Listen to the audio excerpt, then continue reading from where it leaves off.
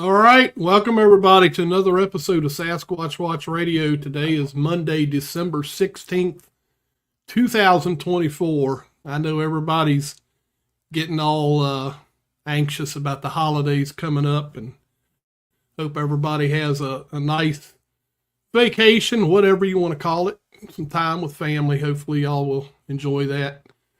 But we have a wonderful guest on tonight, and before we bring him on, we're going to get our co-host, who is working from his cell phone today, Gary Kendrick. Hey, Billy. Hey, everybody. How's everybody doing tonight? Now, my question is this, Gary. Are you working off of Wi-Fi on your phone, or are you just using your phone? Working off the Wi-Fi on my phone. You are? That's weird. If I tried to work off just the phone back here, I couldn't do nothing. Okay. That's weird, though, that the phone's working fine on the Wi-Fi, but the computer's not. That's kind of strange. Yeah, I don't understand what's going on with it. Huh. Interesting. Technology, that's right. Sometimes it doesn't do us any good to ask questions because it doesn't matter. No. I think it's just going to do what it's going to do, and that's it. Pretty much, yeah. All right, so without further ado, let's get our guest on tonight, Mark Matzke. How are you doing tonight, Mark? Oh, doing great. Thanks for having me on. Oh, we thank you for joining us. We know that you have a busy schedule, so it's a pleasure. Yeah, no, this is a perfect time, really. So the later the better as far as days go. If you're like me, you're a night owl anyway and stay Yeah. up till 12, 1 o'clock. Yep. Quiet Even time. though I tell Gary I'm going to go to bed, I end up laying in the bed and watching a Bigfoot episode or something to put me to sleep. Yep, I get you. I'm not allowed to watch videos in the bed. All right. Well, I always tell everybody, Gary is my researcher. He is really good at what he does in interviews. He's had several comments by several guests about his interview style. So without further ado, I'm going to turn it over to Gary. All right.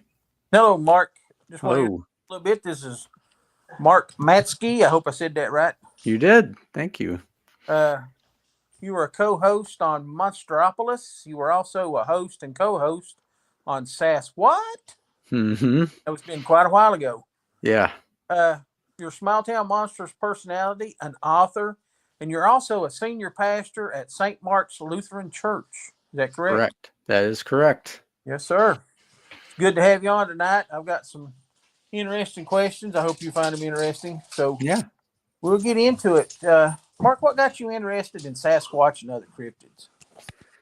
Well, this goes back a long way. I'm dating myself pretty horribly, but in the late 70s, there was a TV show on Saturday mornings called Bigfoot and Wild Boy.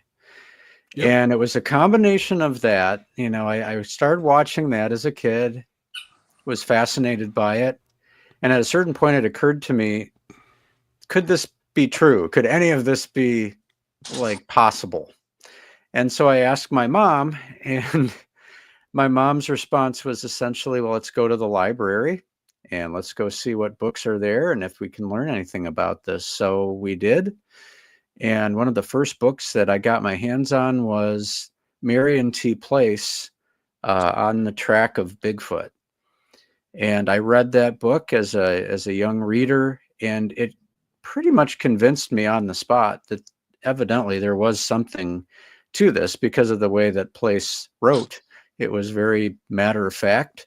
It quoted from primary sources. There was no sort of fabrication that she put into that writing. It was just very much real and plausible, and to a young person in Southeast Michigan at the time, it at least got me thinking in terms of Bigfoot is probably real, and it probably exists way off there in the Pacific Northwest, so I have nothing to worry about. But then I started to learn more very gradually, and my viewpoint changed pretty rapidly. And then after that, his mother said, "Oh man, what have I done?" I wonder if she thinks that sometimes. Yeah. I'm telling you, I've said it before on the shows and stuff. Bigfoot is like a drug. Once you get started, you can't stop. Hmm. You can't stop. The more I know, the more I want to know, the more questions I've got. It never ends. Yeah. Working with small town monsters, you've been into some really, really hot spots of activity. I believe you went out with the Olympic project. Hmm. I think you might have even been in Area X at one time. Well, I could have gone to Area X. It didn't work out for me, but that was Seth and Adam Dugan were on the Area X shoot. Yeah. What do you think is one of the best places that you've been for Sasquatch? Well, you mentioned the Olympic project, and I'd have to say the Olympic Peninsula is prime territory. You know, part of the film that we did there, one of the On the Trail of Bigfoot installments, we were given the access to the so-called nest sites, and those were, I struggle for words sometimes and just thinking about that because it was such an amazing, and that's such an overused word, but it was an amazing experience to be able to go physically down to where the nests were discovered. By the time we got there, they had essentially just fallen apart and had been removed, examined. You could see where they had been, but that was about it. But it was really getting into those spots that was the eye-opening part of that, to see how inaccessible it was for most people. Realizing that this was not a spot that somebody would choose to hoax and leave these very intricately woven nests in the middle of the wilderness and hope that somebody would run across them someday. It just didn't make sense to me in that regard. But overall, the Olympic Peninsula just seems to be an ideal place for Sasquatch to habitate. Based on a number of the things that most of us in this field have come to expect in terms of climate, a sort of rainforest almost, weather patterns there, and just vast areas where there aren't many roads and access is gained for humans only on foot. There's so many things that add up there, not to mention all of the eyewitness testimony coming out of the OP.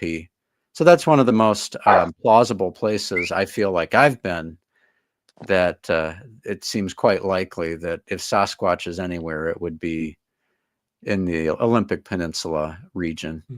Yeah. Excellent.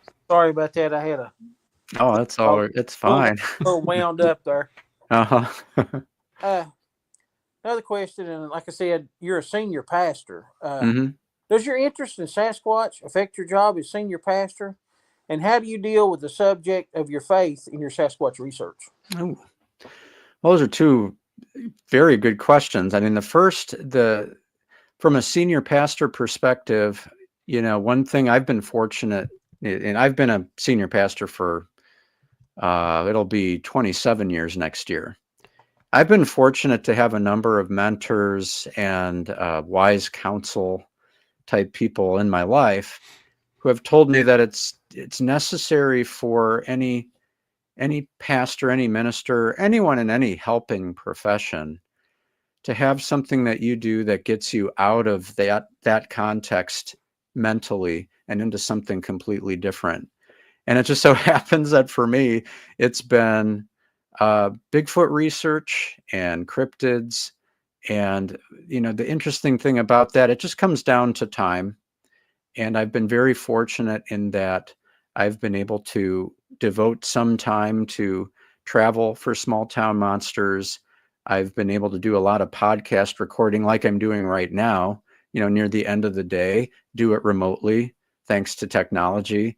And it's just fit in for me. What's so interesting also, though, in regard to that question, is that my willingness to talk about these things has created bridges with people that I think they don't see coming in some cases. And that works both ways. Both in the congregation, there are people who feel like, they know that I'm into this stuff, and therefore they can talk about things with me that they would otherwise never talk about with anyone. having to do with paranormal subjects. Sometimes it's Bigfoot, other times it is sort of demonic stuff, satanic stuff, or maybe just like ghostly manifestations. They feel like they can come to me and talk to me, and I'm not going to shut that down instantly. And so that's a good thing. I mean, as far as building relationships, it's a strong positive. And the other side of that is also true, that when I go out on shoots and when I'm at events representing STM, there's sort of a feature that people, I think, are disarmed by the fact that you're a pastor and you're into this stuff and you're actually spending time with it. Let's talk. And that breaks down walls as well, where some folks might not frequent a church or have any pastors in their life, but because of my interest in Bigfoot, which is absolutely sincere and has been there since childhood, they feel like they can talk to me about things, and maybe that breaks down a wall as well. And Yeah. it's not me necessarily that may see that bear fruit, but that might create an openness in them to pursue things of the faith. And I'm all for it. If that's why I'm really here, then it's all good. Yeah. Mark, I'm gonna be honest with you. That's probably the best answer I've ever had on this show. Yeah. Oh, wow. Yeah. Sweet. Yep. I agree. Appreciate it. I sent Billy a message earlier today, and there's a subject that I wanted to talk about. And I really respect Billy's opinion. Billy's kind of one of my mentors from way back when I first got started in this. But the thing I want to talk about is I have a belief myself. I'm a Southern Baptist. I live here in Virginia. That's pretty common around the state of Virginia. Everybody wants to use Genesis 6 as an anchor point for their research. And they say, well, Bigfoot's Nephilim, or Bigfoot is, and I can't remember the exact term now, but the spawn of the Nephilim. But I don't necessarily agree with that. And I know you're a very learned man, senior pastor. And I just wondered if you could give us your thoughts on Genesis 6 and Sasquatch. Sure. Yeah, I would love to. And the funny thing is, I've never really publicly talked about it. I know there have been people in the past listening to the shows that I was a co-host on, still co-host Monsteropolis, and that's probably the closest we've ever come on that show, was to talking about Genesis 6 with regard to Bigfoot. So for what it's worth, these are my thoughts on it, sort of for the first time on the record. And I guess I have to say that I land very close to where you land, Gary. To me, Genesis 6, all the translation work that's been done on that, all the word studies, indicate sort of a mundane quality to the words regarding the sons of men and the sons of God and the daughters of men. And the idea of the Nephilim being some sort of DNA forebear for Sasquatch, I'm looking at that entire subject from the standpoint of the text, first of all. And when I say the text, I don't just mean Genesis 6, but I mean all of Scripture. What does the overall story of Scripture say? And it seems to me, and this is, again, you asked my opinion, this is just my opinion, if that's such a mind-blowing, sort of ground-shaking assertion that that's a reference to the creation of what we think of as Bigfoot, that would be a storyline that would continue in some way, in some significant way, throughout the rest of the Old Testament, at least. And it just doesn't in the way that people would like it to, and that's why you have to add a lot to Scripture to make that work. And so you start dipping into places like the Book of Enoch, and you start dipping into other extra biblical sources to try to reinforce that idea. It's a vacuum, and you can create anything in a vacuum, and people do. But for me, I think that the storyline that organically came out of Scripture, which, as both of you are well aware, happened over about a 1,500-year period. It's focused not on a mystery sort of enigma type of hybrid human being, but it focused on the coming Messiah and the fulfillment of that in Jesus, and carries that storyline through to, the end, or the end that we're waiting for, that's yet to happen. Yeah. So to me, it's just, there's not enough in the text. Basically, I'm looking at it from the standpoint of what do the writings say, and they don't say enough for me to say, oh yeah, absolutely, Nephilim explains Sasquatch. And at the same time, the texts of the Old Testament in particular do talk about giants in the earth. And there's a lot there to consider, but they don't necessarily seem to be equivalent to a Sasquatch. Yeah. If anything, they seem like a larger entity, and something that you would never, ever want to cross paths with. So I hold the door wide open for that discussion, but in the end, I don't find it explanatory enough for a Bigfoot. If you don't care for me to interject a little bit. No, please do. When I first started in my Bigfoot research, that was one of the things I thought of. Well, maybe it's a Nephilim or an offspring of a Nephilim or something like that. And I have sat down and I've read, and it's not just, you just can't read one verse from the Bible and, call that.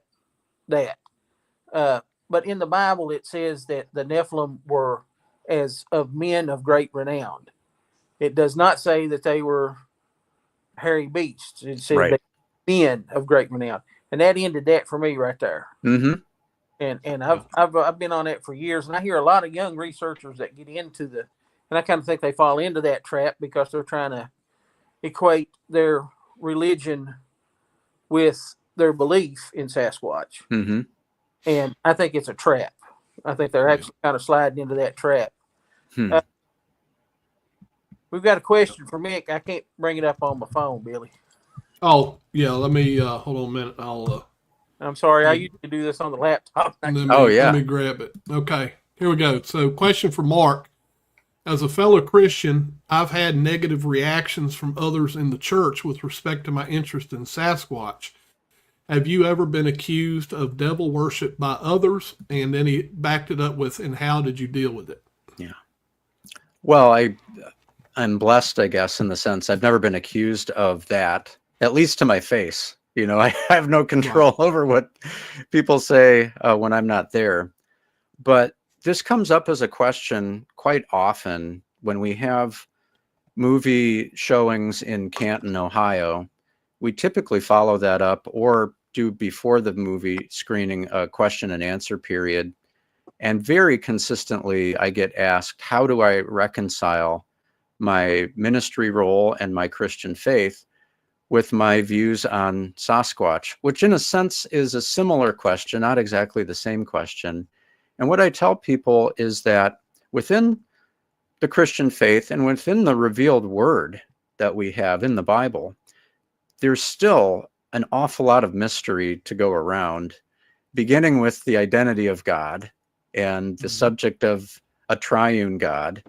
We're told, God describes himself in a way that we understand the words, but what the words mean will take us in a lifetime to even start to get close to a meaning.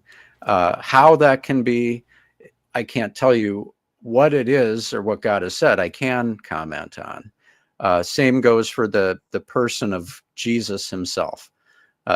True God, true man. Everyone wants to say, which one is it? And Scripture says the answer is yes. So you got mystery embedded in Scripture.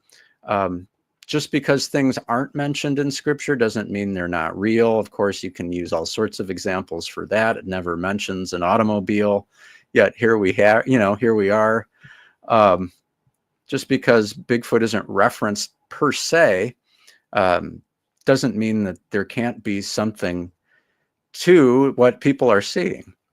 So I don't equate it at all with devil worship. I equate it with curiosity about the created world, about the universe that God has made, and that it really is okay for Christians to ask these questions and seek answers, and do so in a way that you're not somehow compromising your faith.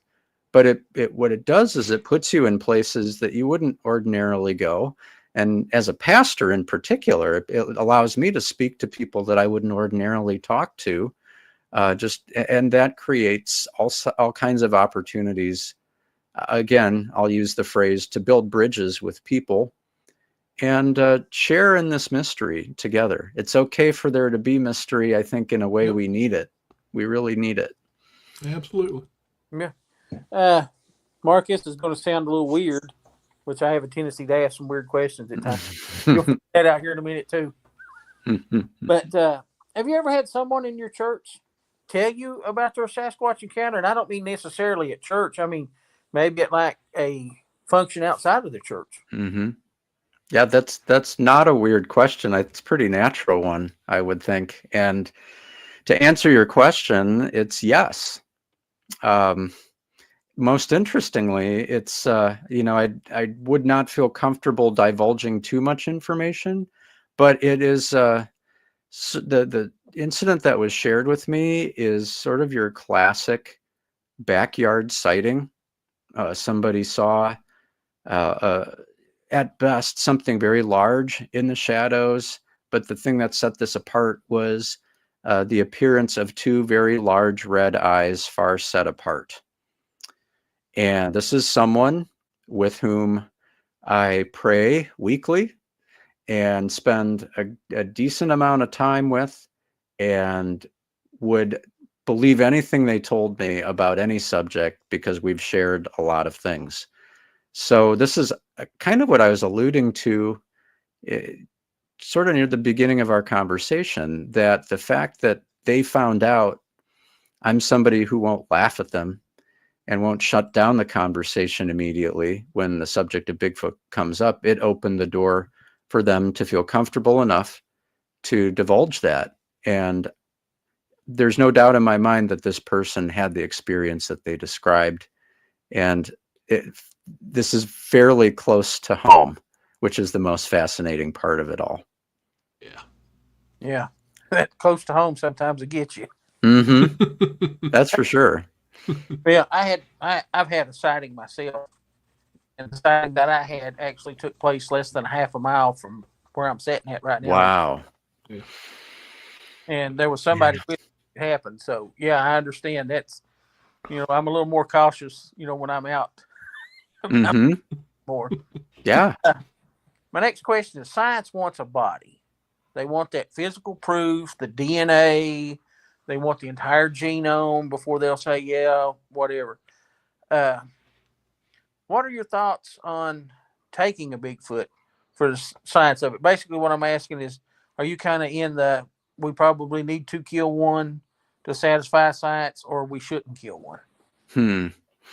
Well, I think certainly the way that you framed that question was very, very wise, because I do think I would agree with the statement that science needs a body before there's any verification that's done, or they have a living specimen and somebody's not saying anything. I don't know that that's true, but they need that. Yes, they need a body.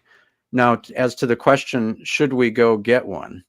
That's where I become very uneasy, because if Bigfoot is as human-like as is reported, and there's been so many hunting stories that I'm sure you're familiar with, where hunters have Sasquatch in their sights, and there's something about it that prevents them from pulling the trigger because they sense that there's something sentient about what they're looking at, then that I would caution against it. I would not feel comfortable taking that specimen myself. I wouldn't do it.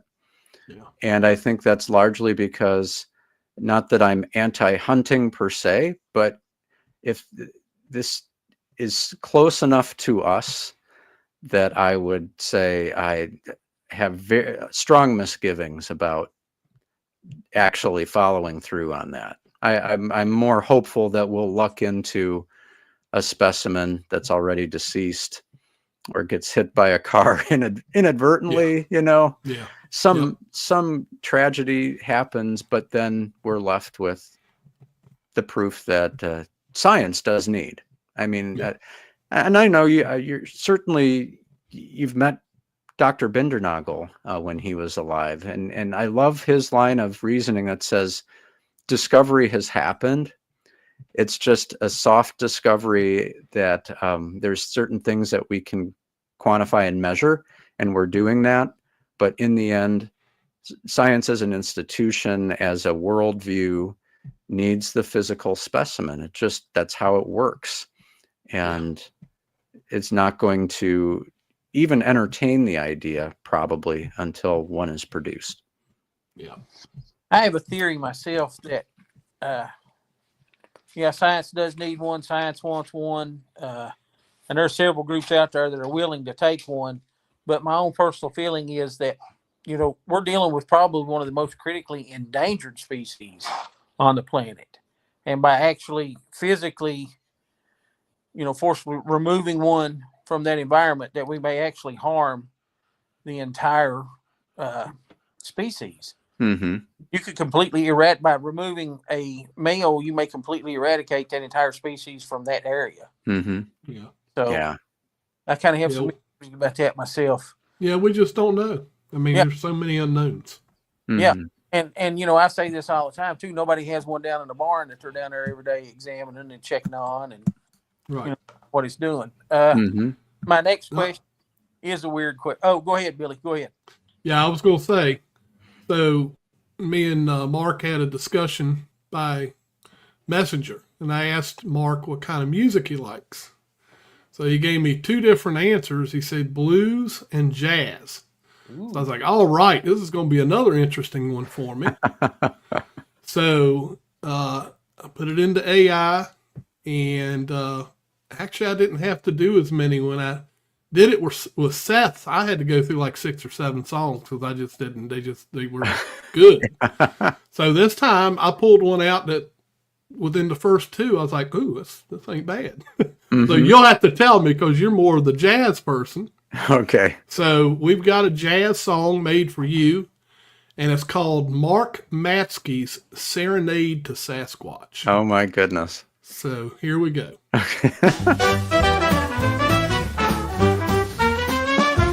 the hills of Ohio where the tall trees grow, Mark Matzke's got a mission only he could know. With a pen in his pocket and hope in his heart, he's searching for Bigfoot right from the start. From dawn till dusk he roams the glen, Mark's looking for the fabled furry friend. Through rain and fog he won't lose sight, he's got Bigfoot dreams that keep him up at night. Oh, in the forest where the shadows blend, Mark's on a trail that may never end, writing tales of the beast so grand, hoping to shake that elusive hand. By campfire glow he scribes away notes on sightings night and day. He's heard the stories, the whispers too, but catching a glimpse he'll need more than a clue. Oh, the skeptics laugh, the cynics scoff, but Mark pushes on, never shaking off. With each rustle, each distant call, he's certain Bigfoot's out there walking tall.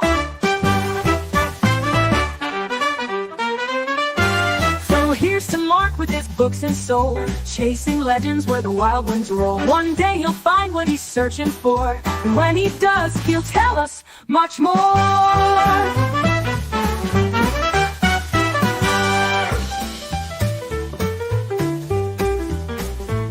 Oh, in the forest where the shadows blend, Mark's on a trail that made no furry friend, writing tales of the beast so grand, hoping to shake that elusive hand at night. Oh, in the forest where the shadows blend, Mark's on a trail that may never end, writing tales of the beast so grand, hoping to shake that elusive hand at night.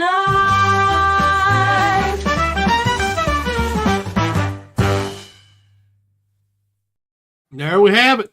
Wow. That was good. That's our show's first jazz song. There you go. That is amazing. What a distinction. I'm actually going to chime in a little bit. I think that was more swing than it was jazz, Hmm. but it was good. Yeah, that was amazing. That was awesome. Mm, Fantastic. Wow. That that's was a fun. good Mark, like I said, my next question is a weird one. Okay. Weird one.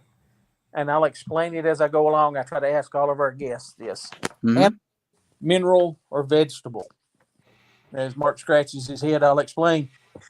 Animal, do you think that Bigfoot is a living animal? Mineral, do you think that Bigfoot might be extraterrestrial or interdimensional? Or vegetable, do you think that it might be supernatural?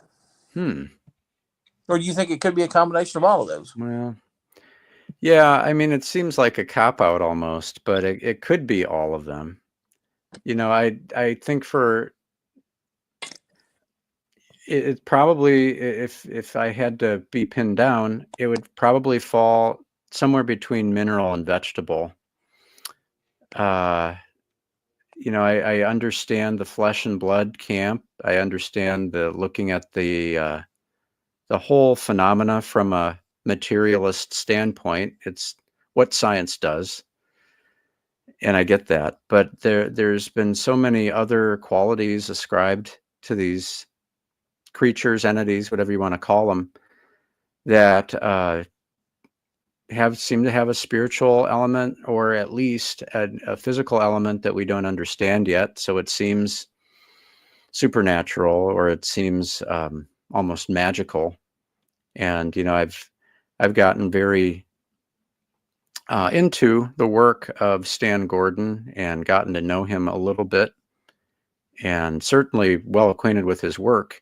And he has so many cases where there's some element to it that is simply inexplicable, whether that's a track line suddenly stopping, or people who, with their own eyes, see something there one moment and the next it's gone, vanished. There's no hole that it could have fallen into, if you know what I mean. So that along with, you know, my baseline beliefs about how the world works absolutely leaves the door open for me that this could be something that is both able to do things that we just don't understand at all. Therefore, it seems supernatural to us.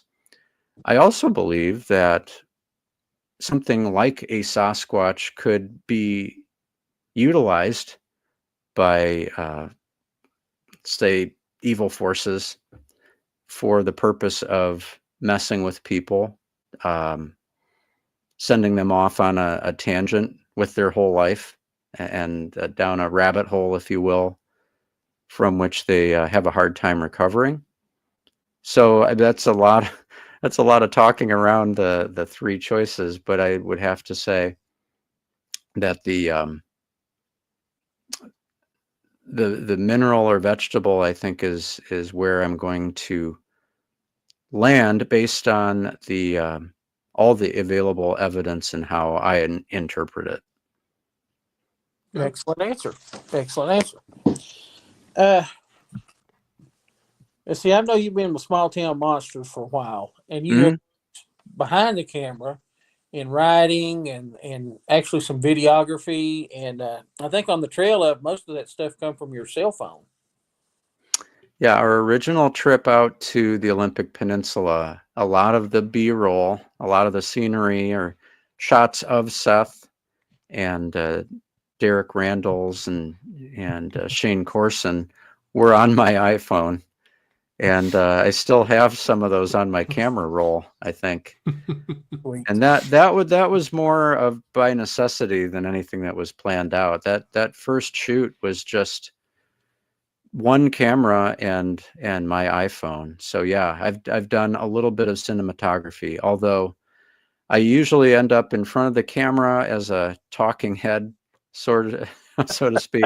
But the stuff that I enjoy the most is the writing and the narration for things like Sasquatch Unearthed, the Mhm. series that we've done so far with Ohio, which is still ongoing, Yeah. and the West Virginia. That's one of my favorite projects to have worked on, is the Sasquatch Unearthed Mountain State Monsters, Hmm. and working in other respects too. I just enjoy the behind the scenes stuff, the writing element, trying to tie some of the strands together so that the narrative of the film flows in a natural way. And it's just, that's fun. That's the most fun for me.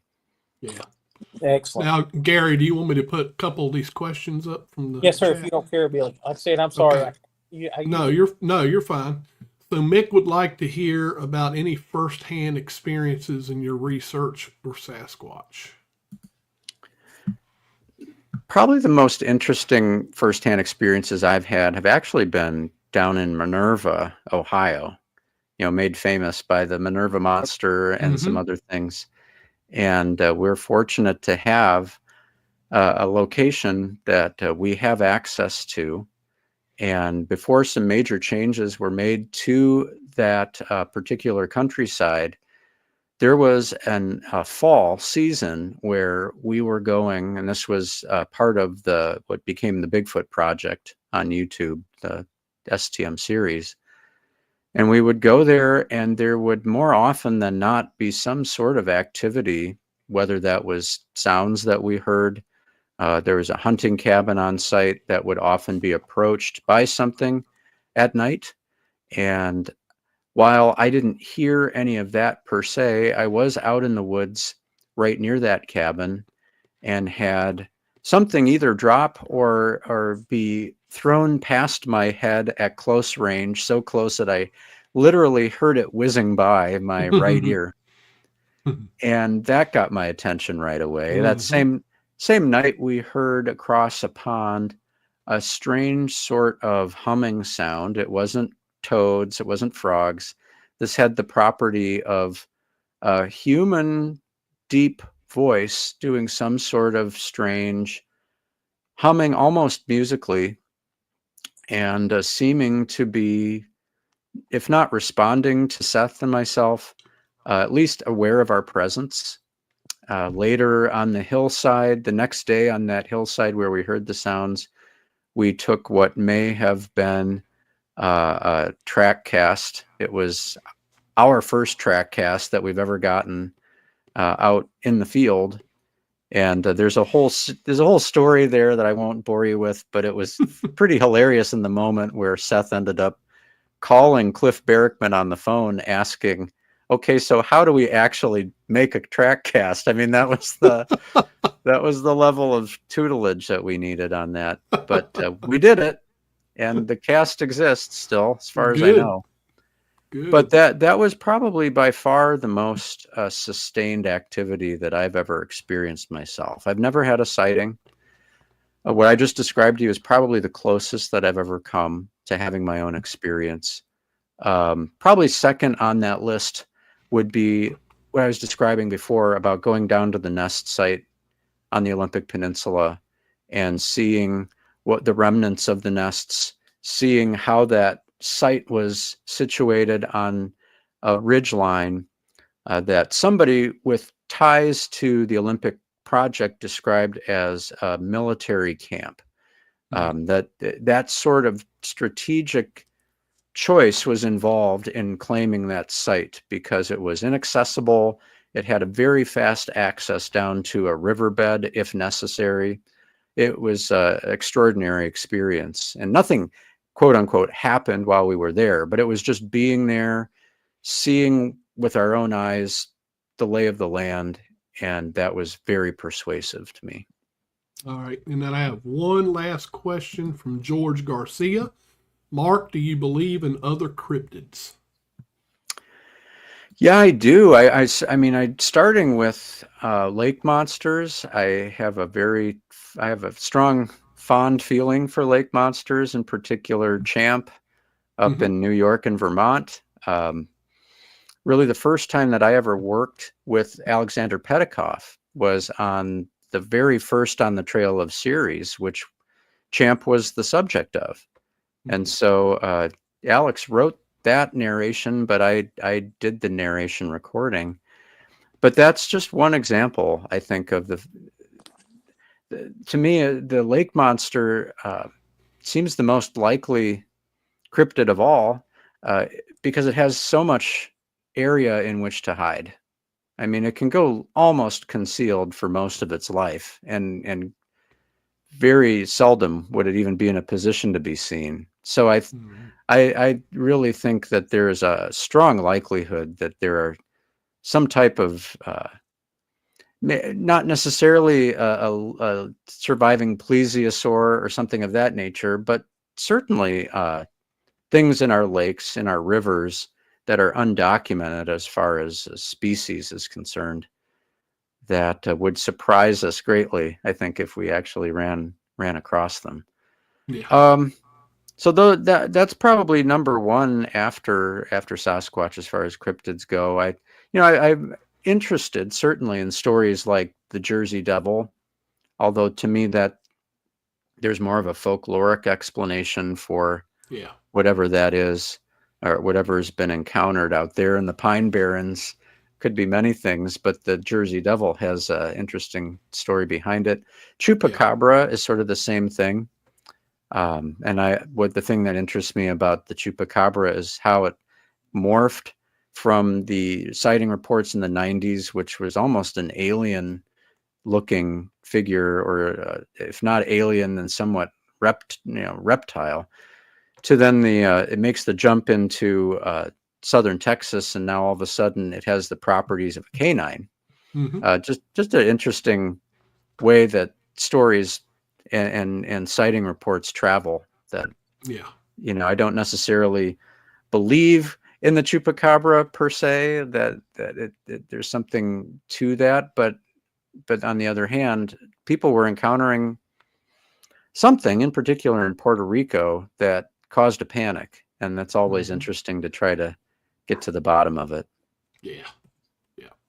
Back to you, Gary. All right. We're going to talk about a little Bigfoot history. All right. One of my favorites is the Patterson-Gimlin film. Mm-hmm. And everybody that's ever heard of Bigfoot knows about the Patterson-Gimlin film. But you have some really obscure knowledge when it comes to Bigfoot in history. I was actually listening to you today on, I think it was SasWhat, actually. Mm-hmm. And I was doing it while I was feeding my animals, but you was talking about an incident that occurred, and it was an aggressive Bigfoot. And you were trying to figure out how, I believe it was in Oregon, and I think it was some 1800s, how Bigfoot attacked and killed 4 men who were hunting with only one rifle and walked across a lava flow to do it. Mm-hmm. Can you expand a little bit on that story? Oh man, well, that's a test of my memory, to be sure. But I believe that may have been one of the stories that was in on the Track of Bigfoot by Marion T. Place. Yes, sir. And I mean, that's those stories that go back so far. You're always taking those with a grain of salt, because at the time, one of the things that people did when they got together was spin a good yarn, right? I mean, storytelling was premium and was something people routinely did as a pastime. On those long winter nights, you'd light a fire and start telling a story. But that one in particular, I think, one of the things, all of these stories, the older the story, the more it seems like in some of these tales, the author of it, or the person who recorded this story, kind of winks at the reader at some point, like putting in a detail or something that just kind of is like a nudge to let you know, don't take this too awfully seriously. But the story that you're talking about seemed to have been different in the sense that it was reported as true. That it consistently, as it was handed down, was taken utterly seriously by the people who reported it. And I think that always gets your attention right away as you delve into these very old stories. Is there's some that just, you scratch your head and say, you know, if this was in a newspaper, it must have been a slow day because they were trying to, you know, take up column space. But this one seemed to go in a different direction. And, you know, other than that, my recollection of it is a bit fuzzy, I have to admit. That happens. Yeah. It does. It happens. Another historical fact was the Ape Canyon incident, and I've heard you talk extensively about the Ape Canyon incident. Yeah. A lot of people think that the attack on Ape Canyon occurred when the miners shot a Sasquatch and it fell over into the canyon, which I think that was actually a later incident, if I'm not mistaken. Can you expand a little bit on the Ape Canyon incident? Sure. Yeah. Well, there's so much to Ape Canyon, and this is, I'm glad you brought this up because this this kind of dovetails into some of the things we were talking about before, by which I mean that there are many, many elements to the Ape Canyon story that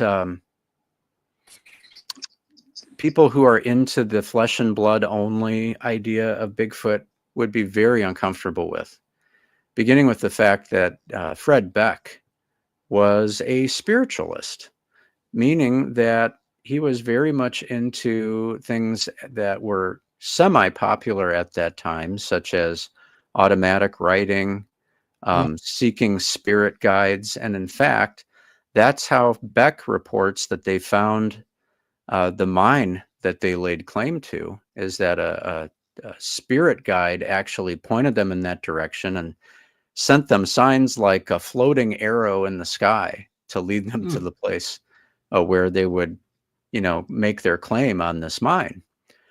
So I say that in order to say that what normally gets reported regarding Ape Canyon in the books and in the literature is basically the stuff that we all know, which is, you know, a Bigfoot was shot by this mining party, and then as sort of this retaliation, the rocks started to be thrown, and they could, the members of the mining party could look through the chinks in the cabin and see these large figures, you know, walking around and threatening them inside.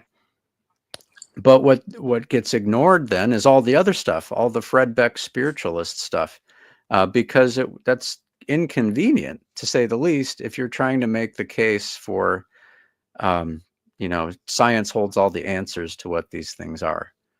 Fred Beck very much thought that there was a spiritual element to these figures, whatever they were.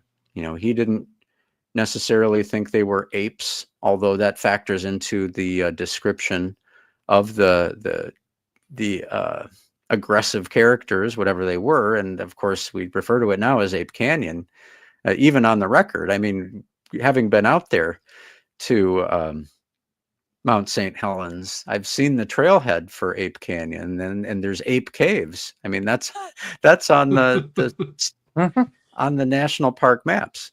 But the point is that the Beck story has elements of both the flesh and blood and a spiritual or a transcendental even element to whatever these things were.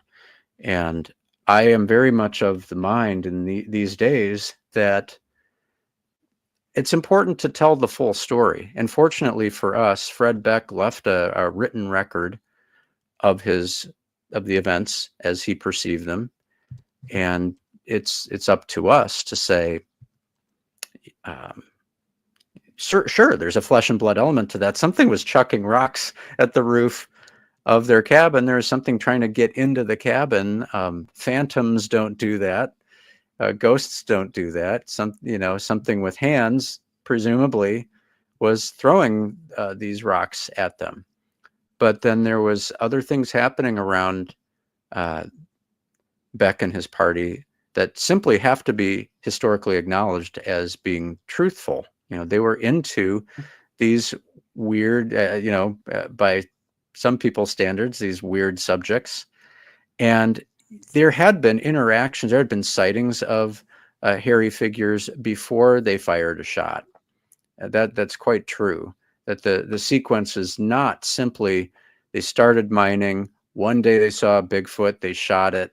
That night, a bunch of Bigfoot showed up to try to chase them out. There's much more to the story than that. And sort of a series of sightings, discovery of tracks in the riverbed, leading up to what most people think of as the Ape Canyon incident, which is, of course, the aggressive behavior that they had to deal with, and that ultimately chased them away. I know, if I'm not mistaken, I believe Fred Beck mentioned finding footprints. Yes, The that's true. It was, I think he said just a big wild Indian. Mm-hmm. So, yeah, there's a lot of information that different people that write these books and things that add that in there. They don't necessarily mention all of it. No, exactly.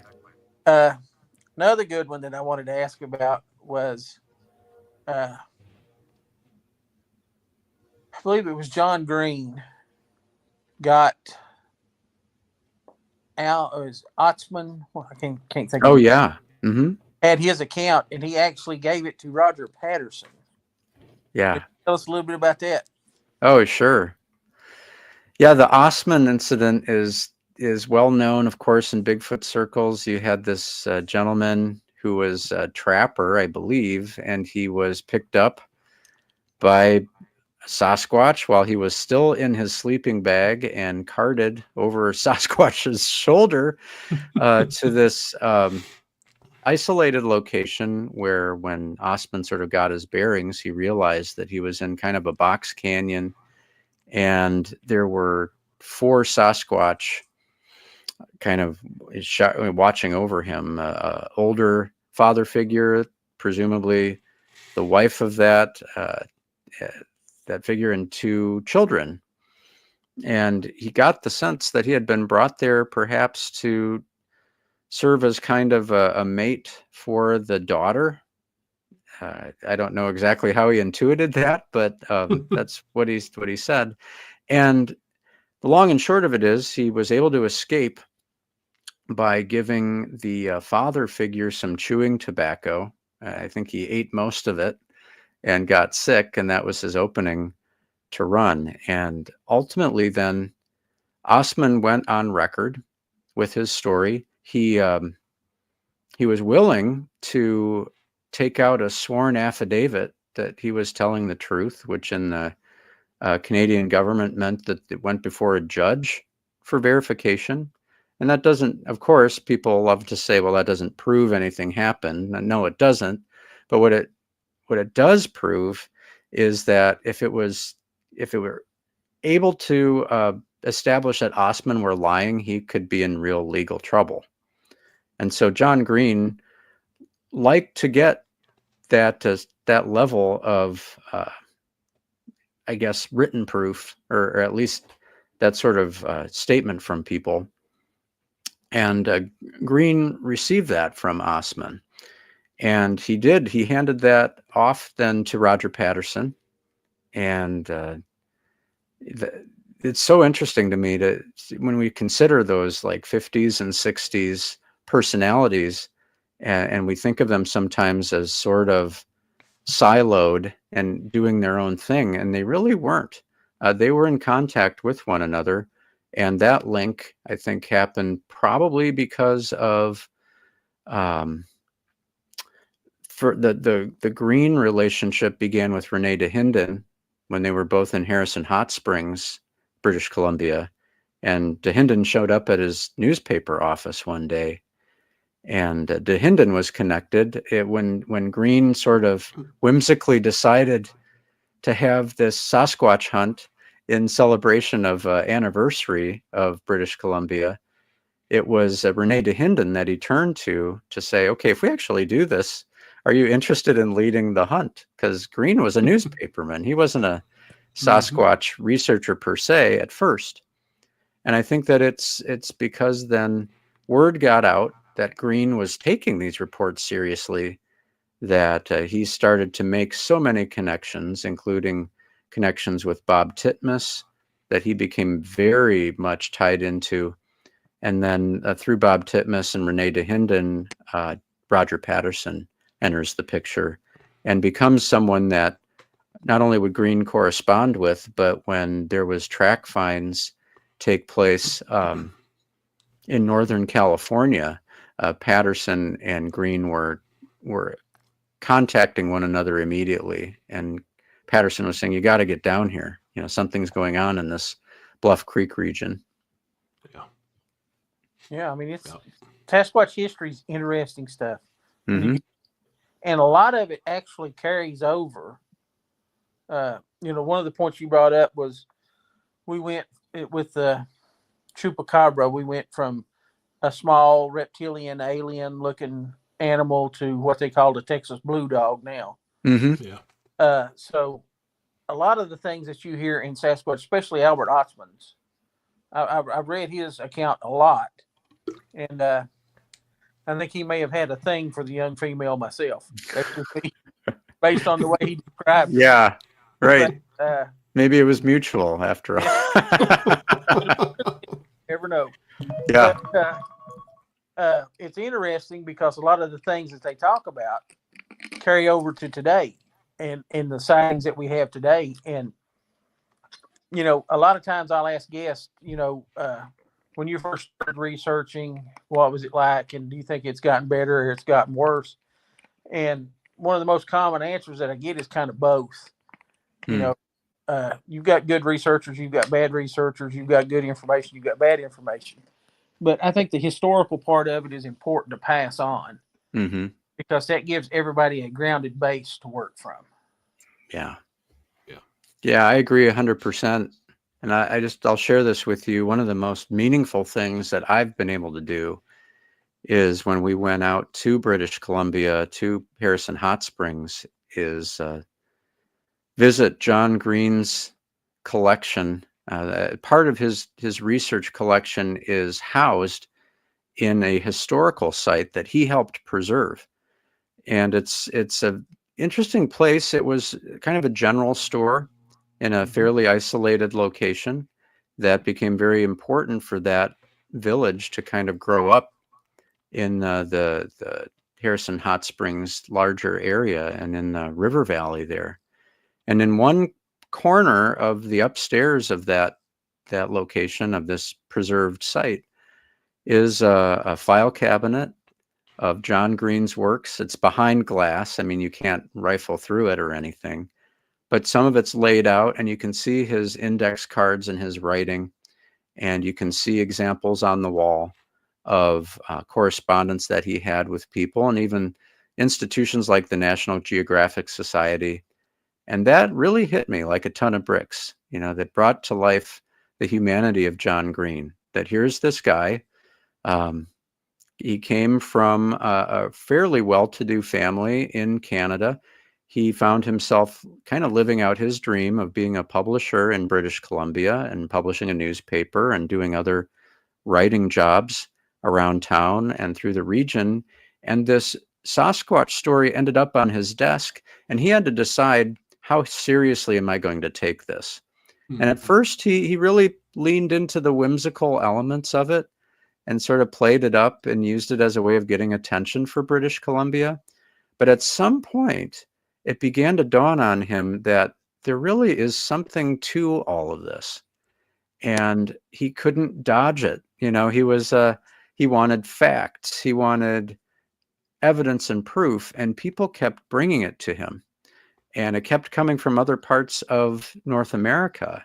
And long story short, seeing his life's work, in a sense, laid out there, and the fact that he is still remembered by some in the Harrison Hot Springs region. And I had the fortune of talking to someone who knew him personally there, who served on the town council of Harrison Hot Springs with John.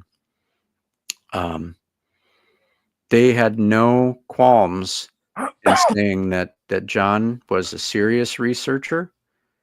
He didn't go into this as a quote unquote believer, but he certainly got to the point where he was willing to risk his reputation just in order to say, I think there's something to this. And to see his own belongings there in front of me was extremely meaningful. And I'm very thankful for my connections with small town monsters, because that's what enabled me to have that experience. Yeah. And That's nice. another thing too, he did go out on a limb, like you said, with his reputation and everything else, because he was highly respected in his field of journalism. Mm-hmm. I don't think the man ever had a sighting. No, I don't think he did either. And I remember someone I'm sure you're acquainted with, and a friend of mine, Sean Forker, was able to do an interview with John Green not too long before he passed away. And I think in the interview he mentions he never had a sighting of his own, but he knew so many people who did, and who he, using his best skills as a truth seeker, as a journalist who really was from the old school of journalism where you were just trying to get to the bottom of things. He was convinced they were telling the truth. Mm-hmm. Yep. Billy, I've got one more if you won't kill me here. Yeah, go right ahead. As long as Mark's good. Oh, Mark's sure. good? Yeah, absolutely. I know you worked on the Chestnut Ridge project. Yes. I believe that dealt a whole lot with UFOs and aliens. Mm-hmm. What are your thoughts on connections with Sasquatch and UFOs or aliens? Well, the Chestnut Ridge stories are just favorite stories of mine. And one thing about it that is so attractive to me is it's close to my location. So we can be there in 3 hours or so beyond the ridge. And Stan Gordon, of course, has been instrumental both in his writings and then being able to talk to him about what the reports that still continue to come in has been important for me. What gets reported there from time to time are, alleged, at least, sightings within proximity of one another between not necessarily flying saucers, but certainly unidentified flying objects, or orbs, if you will, and Bigfoot. And I think even in a place like the Chestnut Ridge, where we, as people with an interest in the subject, think of that as a place where these things happen, quote unquote, all the time. In all of Stan's reports that he has shared, there's exactly one in which a UFO or a flying saucer type craft and a Bigfoot are seen in the same place at the same time. Now that's staggering to me when you stop to consider, out of the vast sum of all those Pennsylvania-based reports, there's just one that has that feature. Now, the other that's very famous, that took place in Uniontown, Pennsylvania in 1973, has a red orb-shaped object descending to Earth, and then a sort of a luminescence remaining in the area when two Bigfoot-like creatures are spotted by a man and two boys walking along a fence line. But that's not the same thing as seeing them walk out of a craft. That's a very different thing. And so I think that what you have on the Chestnut Ridge is a location or a region that seems to serve as a locus point, or a focal point for strange things to be perceived by human beings, some of them at the same time, some of them close to being at the same time. But there's one common denominator that Stan Gordon has pointed out in the Ridge sightings, be they UFOs or Bigfoot, or even like Thunderbird type large birds, and even stranger entities that are seen from time to time. And that's energy. Energy sources seem to play a huge part in these sightings, that UFOs that are spotted along the ridge, both the Chestnut Ridge and adjoining ridges in southwestern Pennsylvania, seem to be spotted near power lines a lot. And in some cases, they seem to drain energy off of a power source. Many Bigfoot sightings, in particular in the 1970s, the Sasquatch is seen near a power source, like at a trailer park. They're seen near the transformers or the electrical boxes. And orbs, I mean, the idea of a glowing orb itself just suggests energy to some degree. And so that would appear to be a kind of common denominator in these things, is that there's something going on with energy in the Chestnut Ridge. Well, there's an awful lot of mines and abandoned mines in the Chestnut Ridge. Mines and UFO reports have some sort of correlation that we've talked about, even in some of our STM films regarding especially West Virginia reports, but the ridge as well. So I think that it seems like there's some correlation there. Whether that's a cause is anyone's guess. But I think, as fun of an idea as it is of Bigfoot sort of riding a UFO, getting dropped off maybe as a scout, or kind of getting information and then being picked up again, there's almost nothing from a anecdotal or a sighting report basis for that to say that there's anything to that kind of story. Yeah, I'm gonna be honest. I'm an ape guy myself. It's a physical animal. Mm-hmm. But I did read, and you'll have to forgive me, I cannot remember where I read this. This may be a totally bogus story. I'm not for sure. Mm-hmm.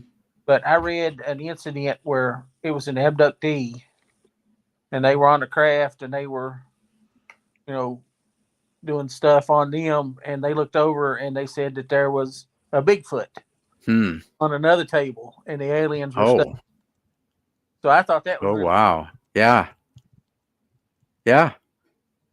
Well, that's fascinating in itself, right? I mean, that's not Bigfoot as an accomplice. That's Bigfoot as he's getting examined, just like human abductees were getting examined. Which, I mean, there's some there's some explanatory power to that story, at least, that if they're doing it to us, why not the other stuff that walks around on the earth?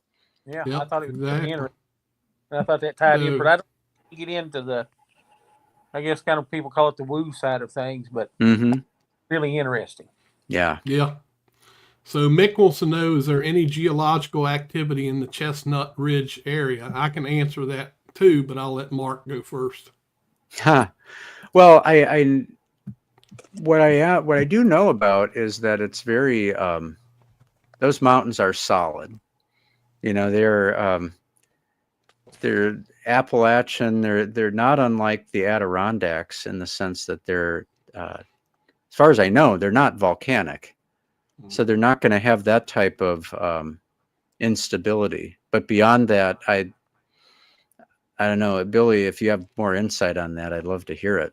Well, I know that we went to an area somewhere along Chestnut Ridge, and a park ranger had took us on a night hike and showed us what they call earth lights. Mm-hmm. So you can actually stand back at a distance and almost see like a green glow. Some of the people thought they were glowworms and that kind of thing, but they actually call them earth lights, which is a geologic process.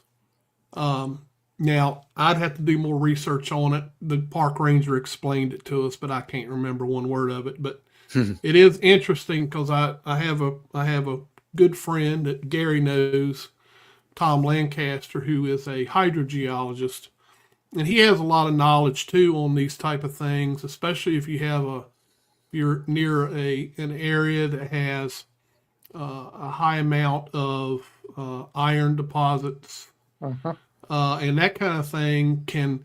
And we learned this firsthand. We were in an area here in Virginia, the northern part of Virginia, where these high iron deposits were actually interfering with our communication devices and our GPS devices, to the point where, I mean, we were literally, just a few hundred feet from each other, and we couldn't communicate. It was like and he did some research of the geologic bedrock maps and found out there were high iron deposits and that type of thing in that area. So, different geological systems can cause some strange things. So. Yeah, if you got a geology question, ask Tom. Yeah, that's for If sure. you're looking for directions, don't ask Tom. Yeah, don't ask Tom for no directions. Right. He'll put you on private land and have you arrested. Oh, Pretty daggone close. wow. It's good to have friends, huh? Yeah, no kidding.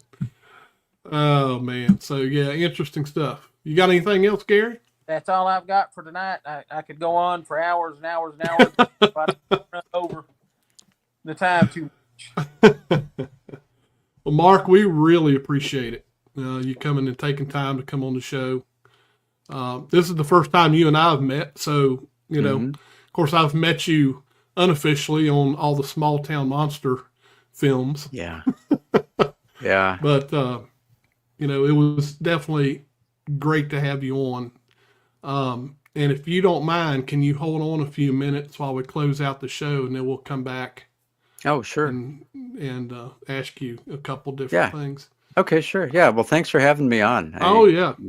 Greatly really appreciate it. Great Fabulous hosts. I appreciate it. Yeah, absolutely. All right. So we want to thank everybody for coming on the show tonight. I'm just going to name a few of you off, and I'll give you the reason why I'm naming you off as we go through this. So in the chat room today, we had Dirtbag Squatching. We had George Garcia. We had Digger Dog. We had Mick. We had David. And Tennessee Cherokee. Say yo. And I believe that was it.